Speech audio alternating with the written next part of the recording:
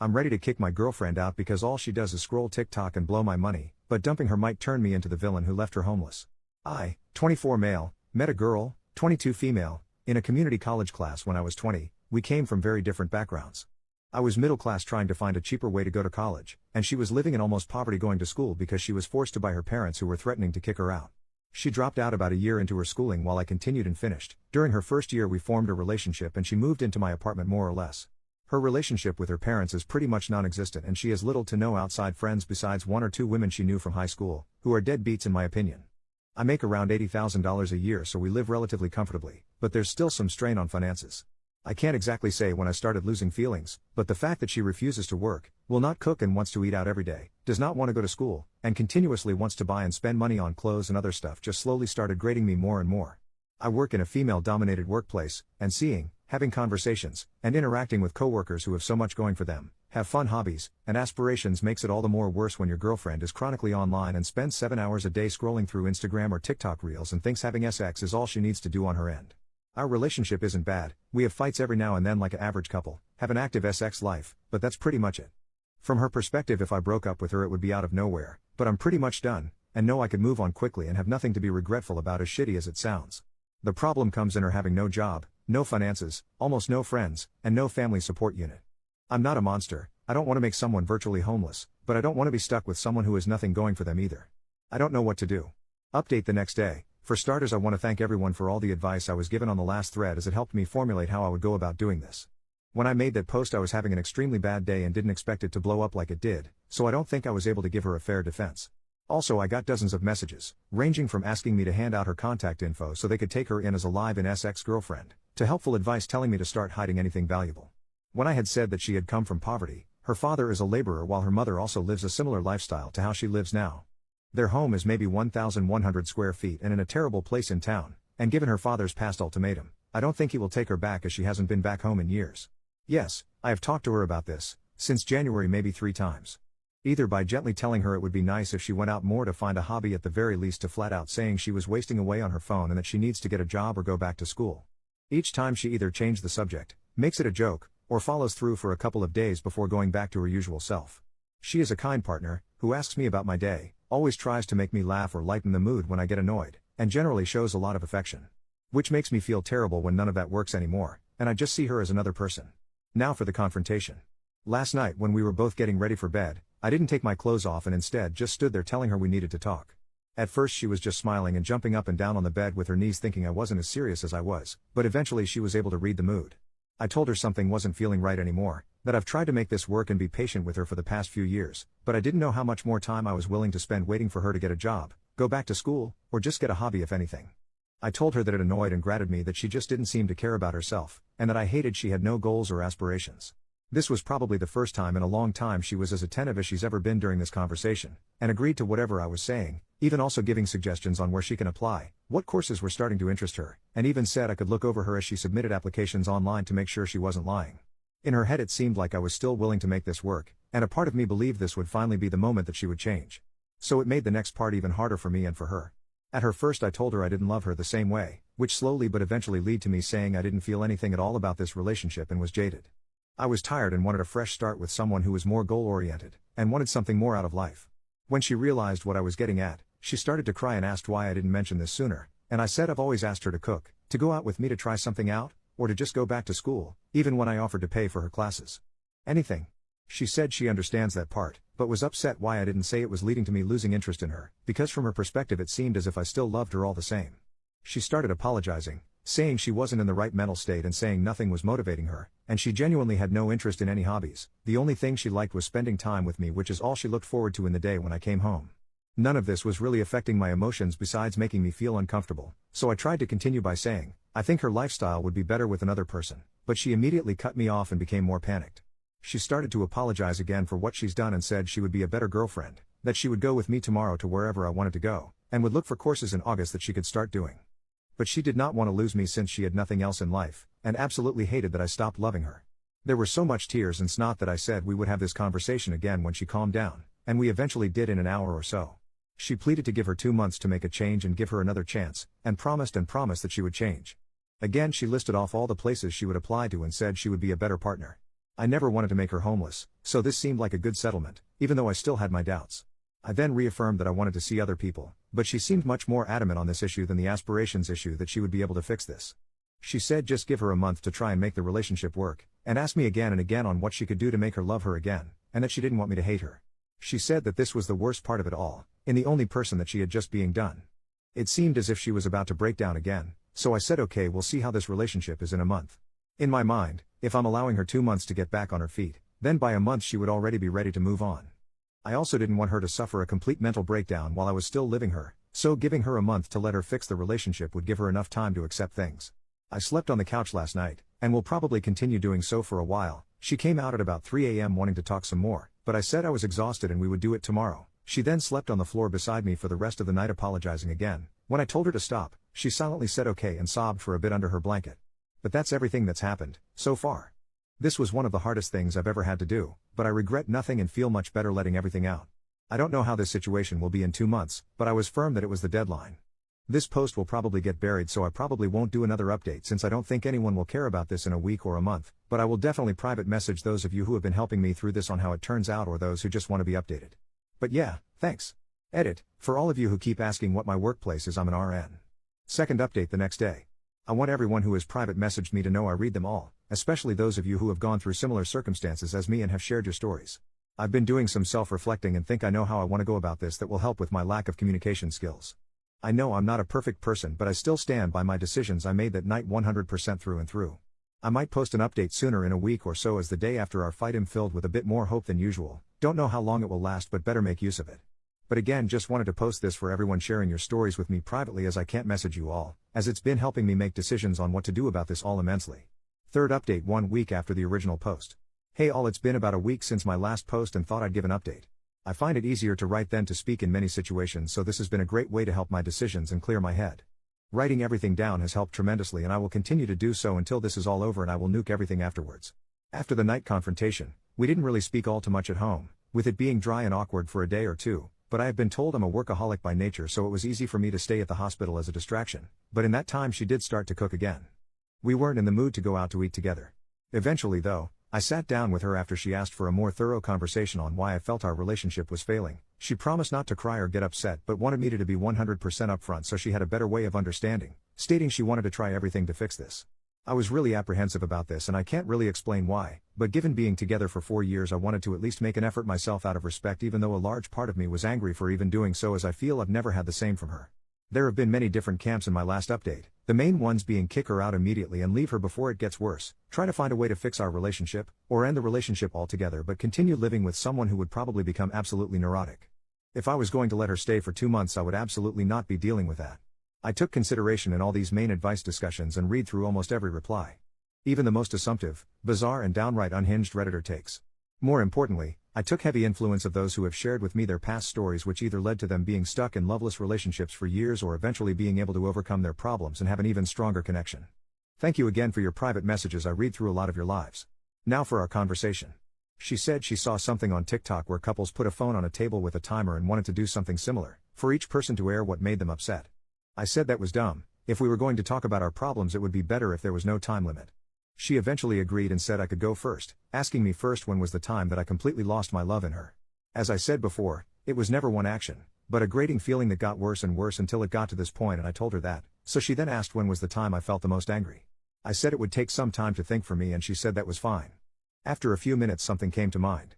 I couldn't formulate the right words at first, but it eventually just started to come out. I told her the worst time was when I was first starting at my hospital. To keep it short, the tempo was brutal. It was constant work with little to no downtime, as I was constantly learning new things that school would have never taught me, while being expected to be able to handle it as a professional. It was without a doubt the most stressed I've ever been, and I feel like other RNs can relate here. That year hardened the way I think now. That hard work does pay off, if you have the drive and the passion. I told her I think that was when I started losing feelings the fastest, seeing her at home doing absolutely nothing. Coming home to no food made, to her not working a job, to her not learning anything, completely stuck to the internet with nothing to show for it. I said it made me even more upset when I had given suggestions for jobs with pretty easy schedules, or to find a new interest in school that would pan out better than last time, only to be rejected at my every attempt. I told her flat out that it disgusted me. She asked me why I didn't make this a bigger issue at the time, that I should have communicated this to her, but I said there's some things that shouldn't have to be said. I should /n''t/ have to remind her to wash her ass, eat, do something other than mindlessly scrolling on her phone for hours at a day, every day. I also told her that after coming home from the hospital during more stressful days, the last thing I wanted was to spend my time begging my girlfriend to do something productive, so I held my tongue and settled as she was still nice and caring. I had no other reasons to end it, and so the resentment grew worse from then on. It was around here that I became more mean to my regret now, but I will still input it as I have everything else. I told her that when she dropped nursing, I was upset since I felt that she was more than capable of doing what I had done. But after spending more time in the relationship, and spending more time getting to know her, I knew that with the type of person she was there was no way she could have ever finished. Which is why I suggested easier and more laid-back jobs, less demanding majors for school, shit. Even if she just cooked or found an interesting hobby at that point, I would have appreciated it. Still, she chose to do nothing for years. It's just the type of person she was and why I felt done for her romantically over time. She asked me if I hated her, and I said I didn't know. I told her she was very loving and kind, but I hated how she handled her life to this point. That I felt no ill will towards her after airing everything out, but I also felt nothing else. I just felt done and ready to move on. Throughout this conversation we kept eye contact, and there were times it seems like she would break, but like she said, she remained as calm as she could while I said what I had to say. I told her I was done and she could say her piece now, but she asked if we could continue the conversation later and locked herself in our room for the rest of the day. The next day we sat down again and finished the conversation. She told me that she thinks she's depressed, saying that she didn't feel sad before that night, just had no motivation of doing anything. I had a couple of messages telling me to ask her to get tested for ADHD, but when I started bringing it up she was very adamant that is not something she felt comfortable with. I knew she didn't like needles or going to the hospital in general, but her flat out refusing to get tested for disorders when I told her it was not at all like a regular hospital visit surprised me. She asked me if she was able to change in her behaviors, would I give her another chance? I said I didn't know, as I felt nothing right now and didn't know if her doing it would bring any feeling back. Especially since it took my breaking point to do so. She asked if there was any compromise, and I told her again, if in a month I felt like there was enough reason to stay together I would, but that there was no guarantee that my feelings would return. But I would match any effort she also put out. She was frustrated by my answer, but I said that's how it would be. She gave me a piece of paper to look at that she was working on last night that had a list of hobbies and interests she wanted to look into, the two major ones being photography and cooking again. She told me that she was looking into these while also showing me her phone, giving proof that she was putting in applications on Indeed and Glassdoor for some entry-level positions that she might get hired in. I told her if she was able to show enough passion or interest in these hobbies that she showed, I would not care about her working, just anything to improve herself. But if she didn't do anything at all, then it would be best to look for a new job to help her if she moves out. I've also been asked in private messages if I have any personal friends to talk to.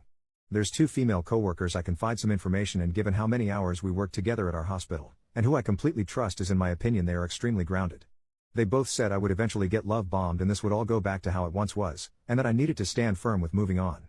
They've very helpful friends who have even offered to let me stay over for a few nights, giving the reason that I would fall for her manipulation if I continued being anywhere near her, in their own words. But it didn't feel right since I'm still technically in a relationship, but I said I would consider it if the situation worsened. But again, I find them grounded, so I always try to take their advice to heart. Despite numerous messages from you all privately or openly telling me that this will be a mistake, I want to make the attempt to give this one last try. Though I feel heavily closed and guarded and still feel indifferent with our current situation. But a lot of you have told me this can eventually change with enough work from both parties. I have also taken the advice of those saying to cut off sex, which was my intention from the start anyway, by continuing to sleep in the living room. But each day she has been sleeping on the floor right below me, even when I tell her I'd rather be alone with my thoughts, telling me this is something she would not accept. But that's everything so far. Next update will probably be at the month mark, as there's nothing else I feel like I need to say for now, just waiting to see if things can get better now that we're working on this somewhat.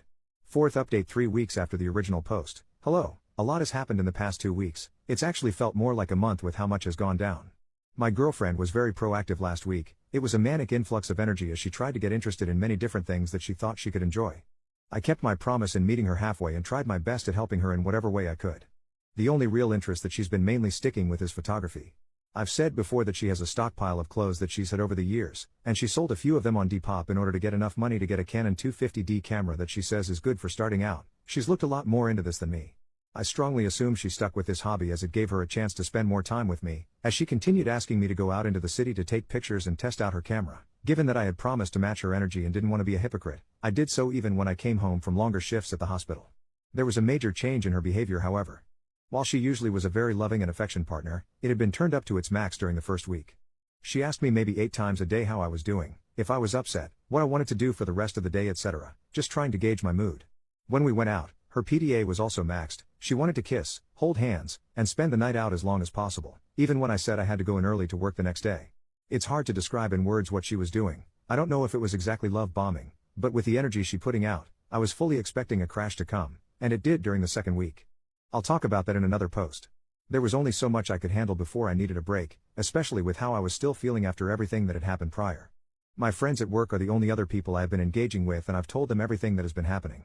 They warned me again that I was getting love bombed like they predicted, and it would only get worse. They asked me what I would do if I was stuck with her longer than 2 months, and I said my lease would be ending soon, so it was helping ease my mind, as I wouldn't mind moving if this all turned out for the worse, while still giving her enough time of a heads up.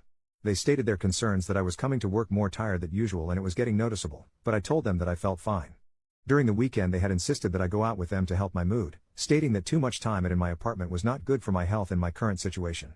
I declined when first offered, but after being asked again the day of, I agreed, and for most of the day I was with them having a really good time. In fact, it helped to regain my mood considerably. Naturally, my girlfriend was wondering where I had been the entire day, but I told her I had been with friends, and even though she was disappointed we couldn't go out for the day, I promised her we would spend all day tomorrow together. I get continued messages that I should immediately drop my friends and that they are manipulating me and my decisions, and think what you may, I know they are good people who look out for me. They played a large part in me quitting smoking this year, which although has made me more anxious at times, has helped with my health considerably. There's a different type of bond you form with people in our work environment, and I trust my coworkers with my life, for lack of a better term. Anyway, that's most of what happened the first week. Putting everything for the second week would triple this post, and it's hard looking back on it as it happened so recently and I still feel heavily raw. Large part of me posting this update to help, as writing everything out has always been a therapy for me. But yeah, thanks for your messages, and I'll try to reply to those of you. I promise to keep updated for more relevant details. Fifth update 2 months after the original post. This is a very long post, just as forewarning. I've been holding back posting this for a while, as whenever I begin to write, I cannot continue without having to stop. But now that over a month have passed, I think now is the best time to reflect. There might be parts in this post that don't make too much sense chronologically, but given that I've been writing and taking breaks over multiple attempts, some past tense might be off as to where I began and left off. When I said the crash of emotions would come, I was right. It was ugly, loud, and could have been easily prevented in parts. When I posted my last update, I was not in the right mental state, so reflecting on the week before and writing helped to calm my nerves. I'm also a bit embarrassed to admit that I started to smoke a bit again, but it also helped tremendously in my mental, which was getting close to crash as of recent, and without the help of my friends I didn't have much else to turn to. This breakdown was something I could not tell them since I didn't want them stepping in. There had been a point where my girlfriend was in a not so well mood during one of our outings to the city. After returning home, she had said I was being dismissive, and if I felt angry or upset with her. Trying to be better with communicating, I said that I was getting uncomfortable with her constant need of affirmation and affection, as it was continually constant. Given that she was still sleeping in the living room at night, I was getting no time alone to myself at all while at home, and after so many outings, I was starting to get physically and emotionally drained. Truthfully, I felt physically tired more than anything, and given what my coworkers and my girlfriend say, it tends to show on my face more worse than it is.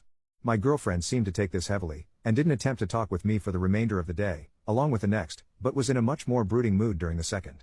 Maybe it would have been better to apologize or communicate better during that point, as it might have been the point that a lot of this could have been avoided if I said something, but I instead took the time to nap and spend time alone, which I had rarely the chance to for over a week.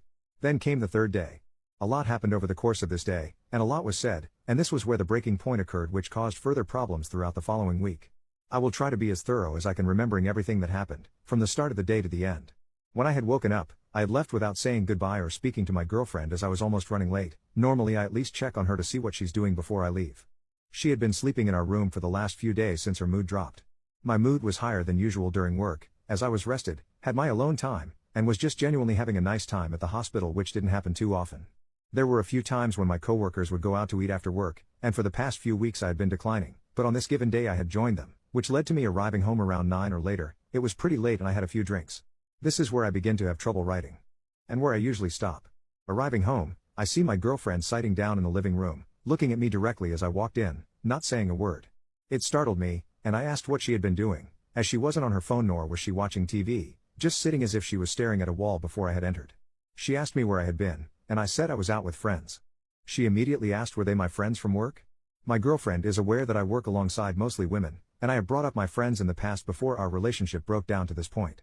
I said yes, I was with them and we had gone out to eat. She asked me if I had been drinking as well. I don't know if it was noticeable or not or just a random question, but I said that I had.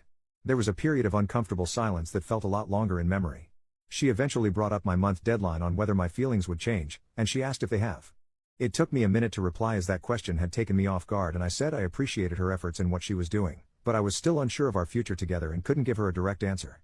She told me again that during our outings together, that I was being dismissive, and that she felt I wasn't putting in the same effort to make this relationship work. I asked what she meant, as I was going out with her whenever she asked and matching her effort in finding hobbies whenever she thought of something she enjoyed. To me it just seemed like something she was just saying out of neediness. I think it was at this point she started to lose her composure, as her voice couldn't remain constant. She told me if I was aware that I wasn't smiling when we were outside, that I was quiet and rarely talked when we were spending time together. I told her she already knew how I felt, so for some of it, my mixed feelings shouldn't come as surprise. But I also explained again my lack of talking was just from being tired from work, but I don't think she believed me. She told me she's constantly overthinking how I feel now that she knows I've lost feelings, and doesn't know what she can do to make them come back. I told her again to just find a passion for something, anything, to get out of bed and be active with anything in her life. She says it's been 2 weeks and she's been as active as she can possibly be, to the point that it was causing her mental stress, but my mood wasn't improving, and she's wondering if anything will actually change now that it's closer to a month. And then came the full breakdown. Through tears and a broken voice, she tells me how much she loves me, how much affection and love she has given me throughout this relationship, just for me to throw it away over something as stupid as my conditions, as if it was just an excuse to end things, if I ever really loved her at all while we were together. She goes on to say that even with how upset she is at me, and how hurt and betrayed she has felt by the one person she has, that she still loves me and wants to continue our relationship. She tells me there will be nothing for her if I leave, no one, no place, no future, her will to live will be gone and she won't know what to do with herself. Now there's a lot I could have said during this, but I don't think I can accurately convey just how hard she was breaking down emotionally during this exchange. There were points as to where she was almost screaming, completely bawling, and it all just made me freeze, as this was the first time I've ever witnessed her fall apart at this level. She goes on again to say there's no reason to live if this is the end, it won't matter what job she gets, another month will not be enough, and she knows I still won't want to be with her, and that she will have nothing.